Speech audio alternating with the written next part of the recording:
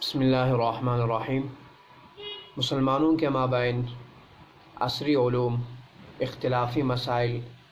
اور فروعی معاملات بہت عام ہو چکے ہیں۔ آئے دن اختلافی مسائل پر بحث و مباحثیں اور تقریریں ہوتی رہتی ہیں، مگر مسلمانوں کے جو بنیادی عقائد، بنیادی ارکان اور بنیادی تعلیمات ہیں، نچلی سطح سے لے کر کے اوپری سطح تک مسلمان اپنے بنیادی عقائد سے جانے انجانے یا کسی سازش کے تحت دور ہوتا جا رہا ہے۔ اسلام کے بنیادی ارکان میں سے اور بنیادی عقائد میں سے قبلے کی تعظیم اور خود قبلہ ہے، مگر ہم مسلمانوں نے قبلے کو صرف ایک معزز جگہ نماز و ذبح کے اندر رخ کرنے کی حیثیت دی۔ نتیجتاً تعمیرات کے اندر، رہن سہن کے اندر، اپنے رکھ رکھاؤ کے اندر قبلے کی جو تعظیم دل و دماغ میں مرکوز ہونی چاہیے تھی، آج کے دور میں وہ ملحوظ نہیں رہتی۔ وہی مسلمان کچھ پریکٹیکل بھی ہوا ہے، عقلیات سے زیادہ کام لے رہا ہے، عقیدت کو بالائے طاق رکھا ہوا ہے، تو نتیجتاً اس نے محبت کی چیزوں کو، عقیدت کی چیزوں کو، تعظیمی چیزوں کو بھی عقل سے پرکھنے کی کوشش کی، اور اس کے لیے پیمانہ صرف اور صرف قرآن و حدیث کو ماننے لگا، جبکہ سیرت کی کتابیں، قرآن و حدیث بھرے پڑے ہیں کہ صحابہ نے اپنے پیغمبر کی محبت میں، اس کی تعظیم میں کچھ ایسے پہلو بھی رکھے۔ خود قرآن کریم نے پیغمبر کی تعظیم میں اس طرح کے القابات سے نوازا، خطابات سے نوازا، جو یہ صاف ظاہر کرتے ہیں کہ محبت کی چیزوں کو، عقیدت کی چیزوں کو، آداب کی چیزوں کو پرکھنے کا پیمانہ زندہ دلی، بیدار ضمیر اور فطرت سلیمہ بھی ہوتی ہے۔ بخاری کی حدیث حضرت ابو ایوب انصاری رضی اللہ تعالیٰ عنہ نقل کرتے ہیں، روایت کرتے ہیں کہ پیغمبر نے فرمایا: اذا اتیتم الغائط فلا تستقبلوا القبلة ولا تستدبروها، کہ پیشاب پاخانے کے وقت میں اپنا رخ اور اپنی پشت قبلے کی سمت میں نہ کریں۔ ایک دوسری حدیث ہے جسے ابن عدی نقل کرتے ہیں حضرت انس بن مالک سے۔ اس حدیث کے اندر پیغمبر نے رہتی دنیا تک قبلے کی ایسی حیثیت ہمارے سامنے ظاہر کر دی ہے کہ رہتی دنیا تک وہ حیثیت ہمارے لیے مشعل راہ ہے۔ تو اس حدیث کے اندر ہے کہ رأى النبی صلی اللہ علیہ وسلم نخامة فی القبلہ، پیغمبر نے قبلے کے سمت میں ایک مرتبہ کچھ ناک کا ملبہ یا بلغم کا کچھ تھوک محسوس کیا۔ وعرفنا الکریہۃ فی وجہہ، صحابی کہتے ہیں کہ ہم نے پیغمبر کے چہرے پر ناگواری، ناراضگی کے آثار ظاہر محسوس کیے، اور یہ کراہت یا ناگواری گھن کی بنا پہ نہیں، اس گھناؤنی حرکت کی بنا پہ تھے۔ فحکھاھا بیدی، پیغمبر نے اسے اپنے ہاتھ سے کھرچا، اور آگے کہہ دیا جب بندہ اپنے نماز کے لیے کھڑا ہو جاتا ہے فَإِنَّهُ يُنَاجِي رَبَّهُ، تو بندہ اپنے رب سے اس وقت ہم کلام ہو رہا ہوتا ہے، اپنے رب سے اس وقت سرگوشی کر رہا ہوتا ہے۔ وَإِنَّ الرَّبَّ بَيْنَهُ وَبَيْنَ الْقِبْلَةِ، اور ایسے موقع پر بندے اور قبلے کے مابین جس کی ذات ہوتی ہے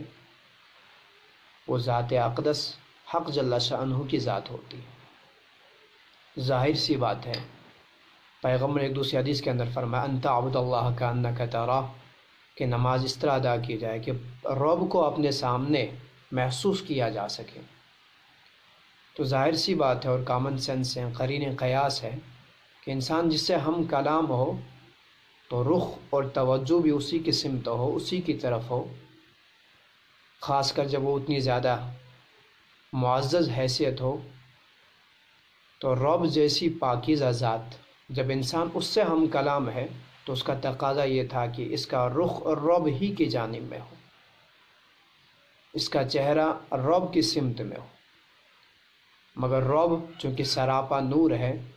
نور کی کوئی جہت نہیں، وہ ہمہ جہت ہوتا ہے، رب جسم سے پاک ہے، لا تدرک الابصار، لہذا انسانی آنکھیں اس کا ادراک نہیں کر سکتی۔ اب پھر رخ رب کی طرف کیسے ہوتا؟ تو اس کا حل رب نے، جیسا کہ حضرت موسیٰ نے جب دیکھنے کی خواہش ظاہر کر دی، قرآن کریم نے واقعہ ذکر کیا ہوا، رب ارنی انظر الیک، رب نے فرمایا لن ترانی ولکن انظر الی الجبل، اور آگے فلما تجلی ربہ للجبل، رب نے ان کی دید کی خواہش پہاڑ پر اپنی تجلی کے ذریعے سے کر دی۔ تو اسی طرح بندہ جب اپنا چہرہ نماز کے اندر قبلے کی طرف کرتا ہے تو اس وقت میں رب کی تجلی کا مرکز وہ قبلہ ہوا کرتا ہے۔ اس اعتبار سے قبلے کی پہلی حیثیت یہ ہوئی کہ قبلہ رب کی تجلیات کا، رب کے انوارات و برکات کا محل ہے، مرکز ہے، یہ پہلی حیثیت۔ نمبر 2، قبلہ شعائر اسلام میں داخل ہے۔ قرآن کریم نے قبلے کی طرف رخ کرنے کے لیے جو لفظ استعمال کیا، فَوَلُّوا وُجُوهَكُمْ شَطْرَهُ، سورہ بقرہ کے اندر فَوَلُّوا وُجُوهَكُمْ نحو القبلہ نہیں کہا، الی القبلہ نہیں کہا، شطر کا لفظ استعمال کیا۔ اور تفسیر جلالین کے صفحہ نمبر 21 حاشیہ نمبر 19 پہ دیکھا جا سکتا ہے کہ شطر کے معنی النصف من الشیء، اگرچہ اس کے اور بھی معنی ہے لیکن ایک معنی النصف من الشیء، جس سے فقہا کے مابین بھی یہ بات مشہور ہے کہ شطر کہتے ہیں داخل شے کو اور شرط کہتے ہیں خارج شے کو۔ تو اس اعتبار سے رب نے شطر کا لفظ استعمال کر کے قبلے کے لیے یہ بات اشارتاً بتلا دی کہ قبلہ اگرچہ نماز نہیں لیکن مبالغتاً یہ نماز ہی کا ایک حصہ ہے، اور جب یہ نماز کا حصہ ہے، ظاہر سی بات ہے نماز شعائر اسلام میں داخل ہے، تو قبلہ بھی شعائر اسلام میں داخل ہے۔ اور شعائر اسلام کے اسلام میں اتنی زیادہ حیثیت ہے کہ صحابہ سے اجتماعی طور اگر کہیں پہ شعائر اسلام کا ترک ثابت ہو جاتا تو ان کے خلاف جہاد کرتے، اور فقہا نے بھی چونکہ اذان بھی شعائر اسلام میں داخل ہے، اذان کا ترک اگر اجتماعی کسی قوم سے ہو جائے تو ان کے خلاف جہاد کا فتویٰ دیا۔ تو اس سے صاف ظاہر ہے کہ جب یہ شعائر اسلام میں داخل ہے تو اس کی حیثیت کتنی زیادہ ہونی چاہیے مسلمان کے لیے۔ نمبر 3، قبلہ مومن اور غیر مومن کے درمیان فرق کرنے کا بنیادی ذریعہ ہے۔ چنانچہ قرآن کریم نے سورہ بقرہ کے اندر إِلَّا لِنَعْلَمَ مَن يَتَّبِعُ الرَّسُولَ مِمَّن يَنقَلِبُ عَلَىٰ عَقِبَيْهِ وَمَا جَعَلْنَا الْقِبْلَةَ الَّتِي كُنْتَ عَلَيْهَا إِلَّا لِنَعْلَمَ مَن يَتَّبِعُ الرَّسُولَ۔ لِنَعْلَمَ اس لفظ کی تفسیر علامہ شوکانی اپنی تفسیر کے اندر بیہقی کے حوالے سے حضرت ابن عباس سے جو کرتے ہیں، لِنَعْلَمَ أَيْ لِنُمَيِّزَ أَهْلَ الْيَقِينِ مِنْ أَهْلِ الشَّكِّ، کہ رب نے قبلے کی تعظیم، قبلے کا اقرار، قبلے کا ادب، یہ اہل ایمان اور اہل کتاب یا اہل اسلام اور اہل کتاب، مومن و غیر مومن کے درمیان فرق کا ذریعہ بنا دیا، لنمیز، تاکہ ہم مومن اور غیر مومن کے درمیان فرق کر سکیں۔ اور وہیں نمبر 4، قبلے کی جو حیثیت ہے وہ اتباع رسول کی بھی نشانی ہے۔ قبلے کی تعظیم یہ اتباع رسول کا ذریعہ ہے۔ اسی آیت میں من یتبع الرسول، کہ قبلے کی تعظیم، قبلے کا اقرار، قبلے کی طرف رخ، قبلے کا عقیدہ، اگرچہ یہ اس آیت کا شان نزول خاص مقام و محل ہے مگر الفاظ عموم کے ہیں، خاصتاً آگے الا علی الذین ھدی اللہ استثناء کا استعمال کیا ہے، اور اہل اصول جانتے ہیں کہ استثناء بھی استغراق کا فائدہ دیتا ہے، تو اس کے الفاظ عمومی ہیں، اس کو عموم پر محمول کیا جائے تو یہ بات بھی ظاہر ہے کہ قبلے کی پھر حیثیت اتباع رسول کی نشانی اور علامت کی ہے، کہ قبلے کی تعظیم، قبلے کی عقیدت، محبت، یہ خود اتباع رسول کی پہچان ہے۔ اسی طرح نماز کا رکن مبالغتاً ہونے کے ساتھ ساتھ یہ نماز کی شرط میں بھی داخل ہے۔ چنانچہ نماز کی جو شرائط ہیں ان شرائط کا اگر کہیں اونچ نیچ ہو جائے، مثلا قرأت قرآن میں لحن خفی، بس اوقات لحن جلی سے بھی فساد نماز کا حکم نہیں، اور وہیں واجبات و فرائض کی تاخیر و تقدیم اور کبھی کبھی ترک، ان پہ بھی فساد نماز کا حکم نہیں، بلکہ ان غلطیوں کے تدارک کا سب جھوٹ سید سہو کو قرار دیا، مگر قبلے کا انحراف اگر ہو جائے تو فساد حکم، فساد نماز کا حکم، اور اس کا کوئی سبچوٹ موجود بھی نہیں۔ اس سے بھی ظاہر ہے کہ نماز کے اندر کیا بلکہ اسلام کے اندر قبلے کی حیثیت کتنی زیادہ واضح ہے۔ میرے ایک دوست چند دن پہلے فون کر رہے تھے کہ غیر مقلدین حضرات قبلے کی تعظیم صرف پیشاب و پاخانے کے وقت میں ضروری سمجھتے ہیں کہ پیشاب و پاخانے کے وقت میں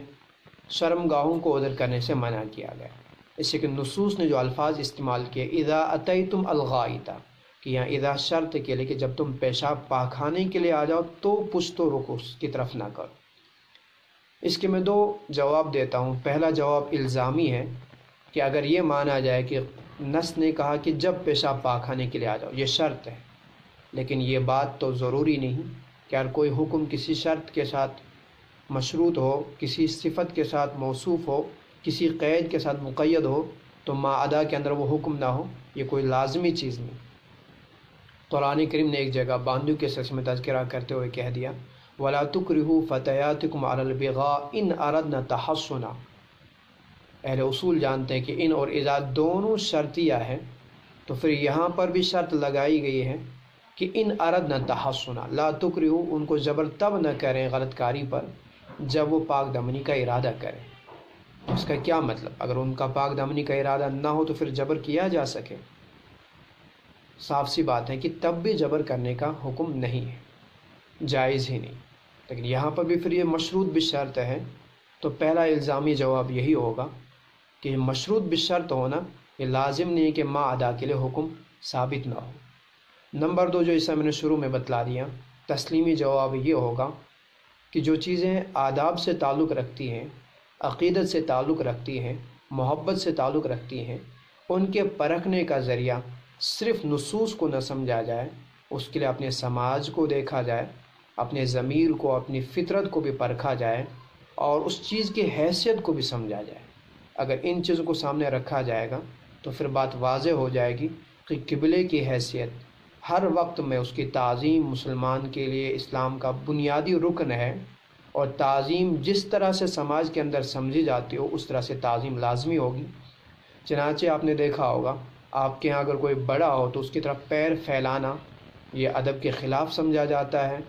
بڑوں کو پیر کے نیچے سلانا ادب کے خلاف سمجھا جاتا ہے، جبکہ شرعاً ان بڑوں کی کوئی حیثیت نہیں، اور قبلے کی حیثیت جیسے میں نے بتلا دیا شاعر اسلام کی ہے، رب کی تجلیات اور انوارات کا مرکز ہے۔